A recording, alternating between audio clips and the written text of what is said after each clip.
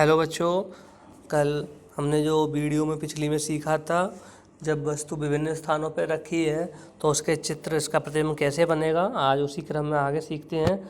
दिए गए चित्र में जो वस्तु है ए भी वक्रता केंद्र सी पे रखी है। तो जैसा कि चित्र में आप देख रहे हैं कि इसके शीर्ष ए से चलने वाली किरण दर्पण से परावर्तन के बाद कहाँ से होकर जाती है, फोकस एफ से होकर जाती है, और दूसरी किरण जो कि फोकस से होकर जा रही है परावर्तन के बाद मुख्य अक्ष के समांतर हो जाती है।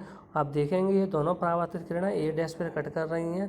तो आप देखें बेटा, समझें इसको। इसकी बात रही भाषा लिखने की, तो भाषा कैसे लिखेंगे कि दिए गए चित्र में वस्तु ए भी वक्रता केंद्र सी पे रखी है, जिसके शीर्ष ए से चलने वाली प्रकाश किरण दर्पण से परावर्तन के बाद फोकस एफ से होकर जाती है, और दूसरी प्रकाश किरण जो कि फोकस एफ से होकर जा रही है परावर्तन के बाद मुख्य अक्ष के समांतर हो जाती है।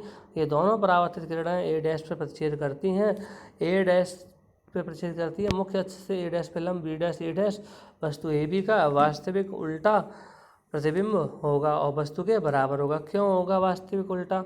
क्योंकि आप देखेंगे कि वास्तव में ही कट कर रही है ना एक दूसरे को, तो ये वास्तविक होगा। और उल्टा क्यों है? क्योंकि ये मुख्य अक्ष के नीचे बना है और वस्तु के बराबर साइज का है, आप देख सकते हैं। ठीक है, अब चलिए अब दूसरा चित्र समझते हैं।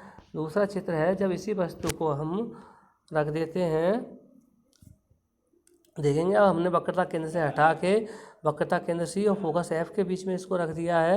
तो अब इसका आप प्रतिबिंब देखेंगे तो आप देखते हैं इसमें कि इससे इसके शीर्ष ए से होकर जो प्रकाश किरण जा रही है वो दर्पण से परावर्तन के बाद जो है देखो फोकस एफ से होकर जा रही है, और दूसरी प्रकाश किरण जो कि हम देखेंगे कि पीछे बढ़ाने पर एक वक्रता केंद्र सी से होकर जा रही है, परावर्तन के बाद इसी मार्ग से लौट जाती है।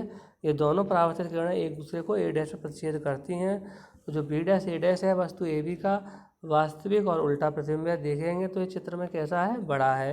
तो आप इसी को भाषा के रूप में आप लिख सकते हैं। ठीक है, और दोबारा से मैं भाषा की बात करता हूँ, देखें कैसे लिखेंगे। दिए गए चित्र में वस्तु ए भी वक्रता केंद्र सी और फोकस एफ के बीच में रखी है, जिसके शीर्ष ए से चलने वाली प्रकाश किरण परावर्तन के बाद फोकस एफ से होकर जाती है, और दूसरी प्रकाश किरण जो कि पीछे बढ़ाने वक्रता केंद्र सी से होकर आती हुई प्रतीत हो रही है, परावर्तन के बाद उसी मार्ग पर लौट जाती है। दोनों परावर्तित किरणें एक दूसरे को ए डैश पर प्रतिच्छेद करती हैं। इस प्रकार बी डैश ए डैश वस्तु ए बी का वास्तविक उल्टा और वस्तु से बड़ा प्रतिबिंब होगा। उम्मीद करता हूँ आपको चित्र समझ में आए होंगे। इसी प्रकार वीडियो को देखते रहें। बहुत बहुत धन्यवाद।